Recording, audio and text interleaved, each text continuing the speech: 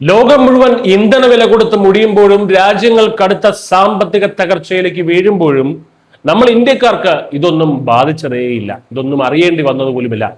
US-ഇറാൻ യുദ്ധം കാരണം തന്ത്രപ്രധാനമായിട്ടുള്ള ഹോർമൂസ് കടലിടുക്ക് അടഞ്ഞപ്പോൾ പകച്ചുപോയത് ഒട്ടേറെ വൻകിട രാജ്യങ്ങളാണ്.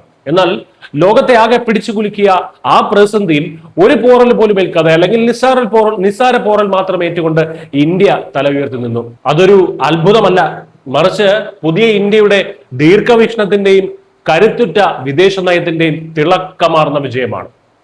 ഇന്ത്യയുടെ ക്രൂഡ് ഓയിൽ ഇറക്കുമതിയുടെ 90%, LPG-യുടെ 60% കടന്നുപോകുന്നത് ഹോർമൂസിലൂടെയാണ്.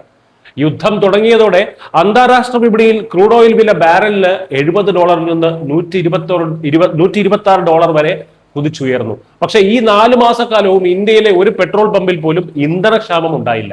ഒരു വീട്ടിലും ഗ്യാസ് സിലിണ്ടർ മുടങ്ങിയില്ല. കോടിക്കണക്കിന് രൂപയുടെ ബാധ്യത സ്വന്തം ചുമലിലേറ്റി ജനങ്ങളെ സംരക്ഷിക്കുകയാണ് ഭരണകൂടം ചെയ്തത്. 1600 രൂപയ്ക്ക് മുകളിൽ ഇറക്കുമതി ചെലവ് വന്ന LPG സിലിണ്ടറുകൾ വെറും 942 രൂപയ്ക്കാണ് സർക്കാർ സാധാരണക്കാർക്ക് നൽകിയത്. പെട്രോൾ ഡീസൽ തീരുവ ലിറ്ററിന് 10 രൂപ കുറച്ചും സർക്കാർ ജനങ്ങളെ ആഗോള വിലക്കയറ്റത്തിൽ നിന്ന് സംരക്ഷിച്ചു. അമേരിക്കയുടെയോ മറ്റാരുടെയെങ്കിലോ പക്ഷം പിടിക്കാതെ ഇറാനുമായി നേരിട്ട് വിലപേശാൻ സാധിച്ച ഇന്ത്യയുടെ നയതന്ത്ര കരുത്താണ് ഈ ഘട്ടത്തിൽ ശരിക്കും ജയിച്ചത്. ഇന്ത്യൻ ഉദ്യോഗസ്ഥർ നടത്തിയ നിരന്തര ഇടപെടലുകളിലൂടെ യാതൊരു അധിക നികുതിയുമില്ലാതെ ഇന്ത്യൻ കപ്പലുകൾക്ക് ഹോർമൂസിലൂടെ സുരക്ഷിത യാത്രയൊരുക്കാൻ ഇറാൻ തയ്യാറായി. കൂടാതെ റഷ്യ, ബ്രസീൽ, അമേരിക്ക തുടങ്ങിയ രാജ്യങ്ങളിൽ നിന്ന് ബദൽ മാർഗങ്ങളിലൂടെ ഇന്ത്യ ഇന്ധനം എത്തിച്ചു. ഇറക്കുമതി ചെയ്യുന്ന രാജ്യങ്ങളുടെ എണ്ണം 27 നിന്ന് 41 വർദ്ധിപ്പിച്ചതിലൂടെ ഗൾഫ് മേഖലയെ മാത്രം ആശ്രയിക്കുന്നതും നമ്മൾ ഒഴിവാക്കി. കഴിഞ്ഞ 10 വർഷമായി ഊർജ്ജ മേഖലയിൽ ഇന്ത്യ നടത്തിയ നിക്ഷേപങ്ങളാണ് ഇതിനെല്ലാം അടിത്തറയായത്. LPG ടെർമിനലുകളുടെ എണ്ണം 11 നിന്ന് 22 ആക്കിയും പൈപ്പ് ലൈനുകൾ 5000-ലധികം കിലോമീറ്റർ വിപുലീകരിച്ചും വിതരണ ശൃംഖല 3 ഇരട്ടിയാക്കി. ഒപ്പം 5.33 ദശലക്ഷം ടണ്ണിന്റെ തന്ത്രപ്രധാന പെട്രോളിയം ശേഖരവും നമുക്ക് തുണയായി.